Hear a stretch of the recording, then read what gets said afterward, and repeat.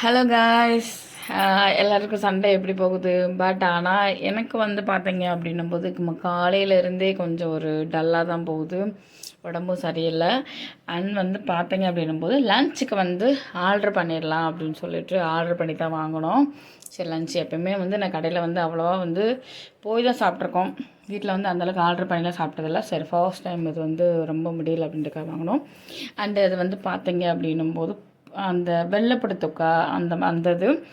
Next வந்து பார்த்திங்கன்னா parotta, parotta biryani and வந்து ஆம்லேட்டு இந்த மாதிரி இது. அப்புறம் ப்ரெட் அல்வா வந்து நல்ல ஒரு டேஸ்ட் லுக்கில் நல்லா இருந்து சூப்பராக இருந்துச்சு ப்ரெட் அல்வா வந்து. இது வந்து சால்னா இந்த மாதிரி வந்து கொஞ்சமாக வந்து கொடுத்துருந்தாங்க.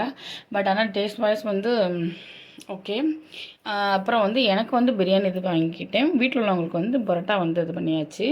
மோஸ்ட்லி வந்து எனக்கு பரோட்டா வந்து நான் அந்தளவுக்கு சாப்பிடுவேன். பட் ஆனால் அந்தளவுக்கு நான் சாப்பிட மாட்டேன், எப்போயாவது தான். பட் ஆனால் பிரியாணி வந்து எனக்கு ரொம்ப பிடிக்கும். உங்களுக்கே தெரியும், நான் அடிக்கடி வந்து பிரியாணி தான் என்னோடய வீட்டிலையுமே நான் பண்ணுவேன். பிரியாணி வந்து மோஸ்ட்லி எனக்கு பிடிக்கிறதுனால.